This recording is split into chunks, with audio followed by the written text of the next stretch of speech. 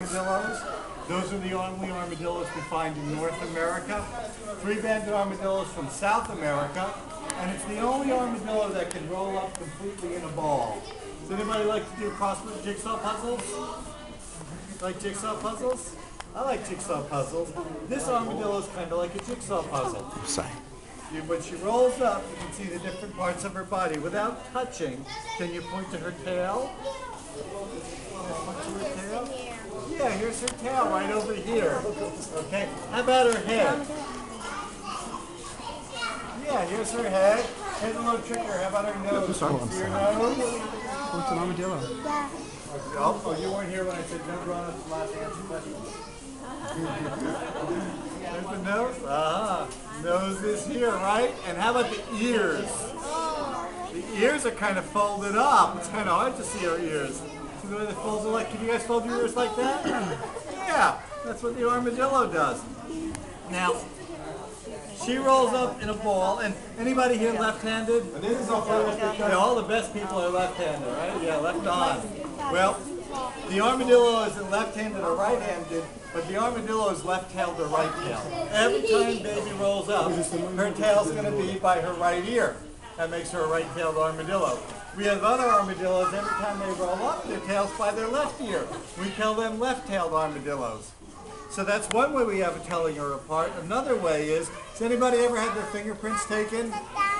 Yeah, I have. You know, if you work for the federal government or you've been in the military, you've been arrested, you've had your fingerprints taken. I work for the federal government. I'm not going to ask about anybody else here, okay? But we don't do fingerprints of armadillos, but we do head prints of them. The plates on an armadillo are called scoots, and they're fairly individual from one armadillo to another. So what we'll do is we'll rub a little ink on her head, and we'll press her against a pad of paper, and we'll get a scoot print, and that's another way we know who a baby is. Because really, armadillos look pretty much the same once they're all rolled up and curled up. It's hard to tell them apart. Has anybody been to the Reptile Discovery Center today yet? Nope, not yet. But when you go there, I think you'll see some turtles. Yeah. You'll see some turtles? Yeah, I think so. Well, turtles, can anybody tell me how turtles are similar to armadillos and how they might be different? Yeah, what were you going to say?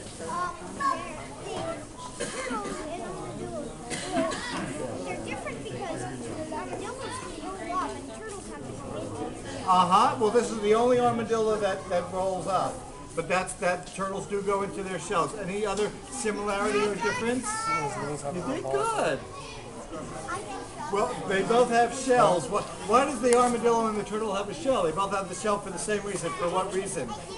Yeah? To hide them from other animals. To hide from other animals, to protect them. If you were trying a predator, if you were somebody who wanted to eat the armadillo, you think you'd be able to get your mouth around that?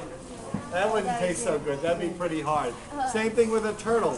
But you know, the turtle shell and the armadillo shell are very different.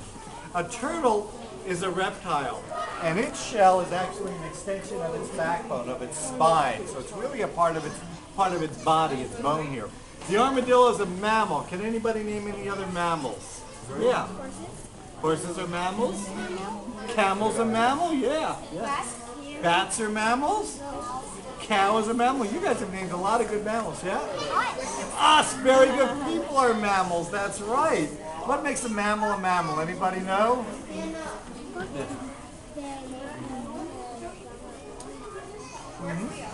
That's. They have fur. Rafi. And they don't have scales, right. And in terms of their young being born alive, that's true for all mammals except for two, the duck-billed platypus and the echidna or spiny anteater.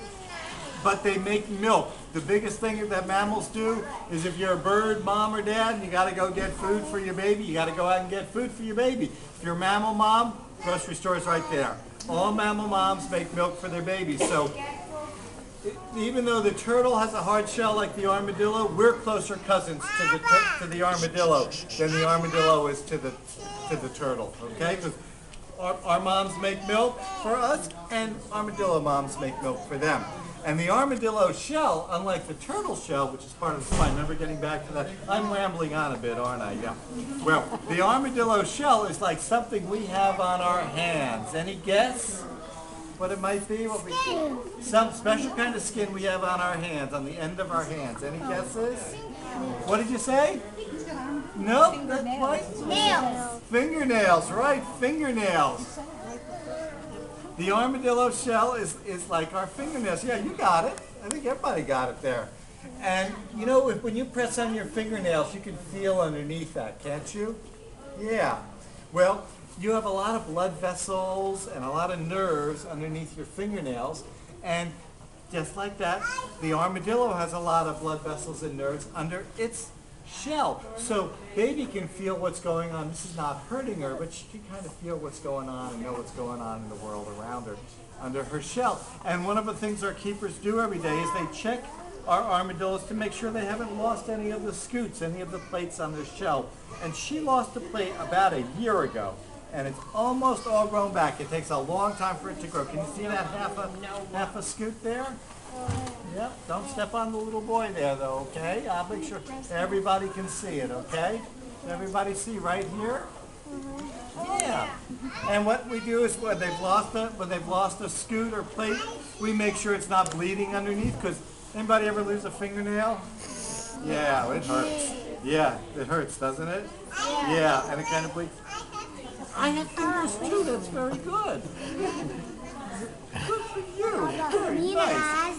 Very nice. So the armadillo shell protects itself from predators. Another way it protects itself. Anybody ever have a door slam on your hand or finger? It hurts, doesn't it? Yeah. Yep. Well, the armadillo shell here, her shell is hinged like a door. And if a predator were to stick its claws or its mouth in here, and I'm very careful when I hold it because this has happened to me before, she closes up very, very quickly. And that really, really hurts. So it's kind of like having a door slammed on you. And she has, remember we talked about, you mentioned that mammals have fur, right? Well, she has these little hairs here. Anybody have a dog or a cat as a pet? Yeah. Does your dog or cat have whiskers? Yeah. Anybody know what they use their whiskers for? For what? Well, no, usually we use our nose for smelling. Feeling, that's right. They use their whiskers. Oh, okay. Well, that's all right. But I bet you get to watch it and see what it's doing, right?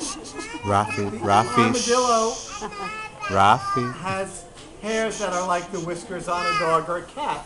It uses it for feeling and sensing its environment. So if she's kind of relaxed a little bit and something brushes up against her or something comes towards her and she can feel the change in air pressure, she uses her hairs to kind of feel what's going on. And then she could curl up in a ball. She has another way of protecting herself. She has very large claws, and she doesn't use those for scratching a predator, but she can use it to dig a hole, and she could bury herself very quickly.